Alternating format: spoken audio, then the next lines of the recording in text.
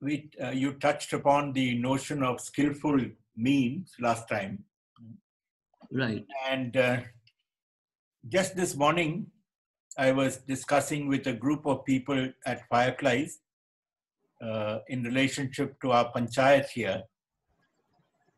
And I was asking him if there was even one panchayat member who would have a degree of social concern and, whom we could kind of align more closely with. I mean, we know most of them. And this guy, this group said there's not a single member who is not corrupt. And corruption is the main, money making is their main job. And there's not a single member whom you can say is, concerned about the issues, genuine issues of people, apart from, holding on to power and winning elections. So it's obviously, we are all familiar with this. But for people, in this context of Buddhism, where we are trying to, at some level, find both wisdom and happiness, this dialectic between what we are searching for and trying to live and the reality we find ourselves in. And this reality, in my mind, is becoming more and more aggravated with each passing year. Something about the skillful means needed to deal with this reality. When you are an activist, just correct me if I have not got it right. And why do we need to understand compounded phenomena? And how does that, help in any way for activists who are involved in social action? One explanation was already given last time, in that because those phenomena are compounded, that means to say they arise out of causes and conditions, they are impermanent, they are marked by suffering, they are unsatisfactory in various ways. So probably if we understand how they arise, we may not be so frustrated or so angry as one of the Buddhist philosophers and writer, Shantideva. He's written The Way of the Bodhisattva, which is Shantideva Bodhicharya Uttara. So he says that, for instance, when a person beats you with a stick, you get angry with the person, not with the stick, though it is the stick that is hitting you. So he says, when somebody is abusing you or being violent with you, why do we get angry with the person when actually he's like a stick in the grip of afflictive emotions and so on? But that's keeping that aside also.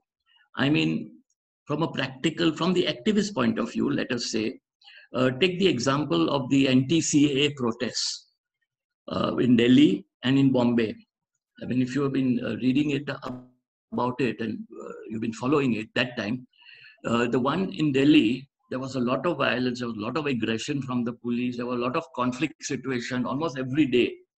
And I know friends personally who were trying to just shoot something from a distance with their mobile camera, and the cop comes and hits one lathi blow on their hands and the mobile and all that sort of thing. And in Bombay, the protests were largely peaceful. The protesters actually offered biscuits and water to the cops who had been on duty the whole day. So now, if we want to see why this happened, it is because this also relates to skillful means, because the protesting organizations in Bombay had discussed how they would handle this, and they understood the causes and conditions and also their objective. They did not want to have an armed struggle with the police, though everybody would have the understanding that the police are an organ of the state and the central government is definitely repressive and so on. So if you can understand the causes and conditions. Now, of course, one of the things you will say is, oh, but you see, in Maharashtra, there was an opposition government, and it's a central in Delhi, it's the BJP and so on. But those are also causes and conditions. So if you analyze the causes and conditions, you would expect that in Delhi there would be this sort of violence, and you would expect that in Bombay we have a better chance of doing a non-violent protest. And again, what you do are also causes and conditions for future events.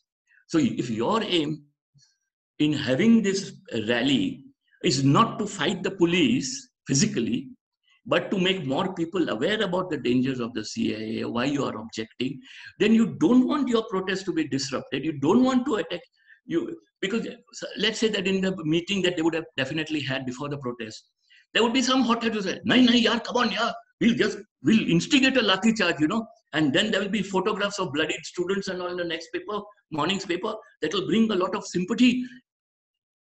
They are also talking in terms of causes and conditions. But if you are skillful and you say, "Oh, but that's not what we want. We just don't want people's sympathy for a day or two. We want them to understand the issue. We want it to be peaceful so news channels can come and cover us. And therefore, you know, more people will come to know of what is happening. And then we can also demonstrate that it is still possible to do non-violent protest. And to bring to the attention of the government, so many people and citizens are against what you're trying to do." So just understanding all this is what we are talking about, causes and conditions from a practical realm. Though in the spiritual realm, it's mainly about our own well-being, trying to reduce suffering and so on. And as Shantideva says, you know, you don't get angry with the stick, no, you get angry with the person who is wielding the stick. And the people who are doing things which are harmful and hurtful to you are in the grip of those afflictive emotions, which are the causes and conditions for their behavior. So greed, hatred, ignorance, these are the afflictive emotions in the grip of which your enemy, your so-called adversary in social action, is acting with you in a particular way. So from that point of view, I don't know whether your question is answered, but the idea is, see, the thing in Buddhism is to see reality as it is. And reality, like 99.99% as these are all compounded phenomena.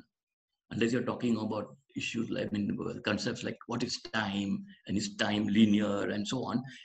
Unless you're going into that realm, you're talking about compounded phenomena constituting your reality, which comes through your five senses.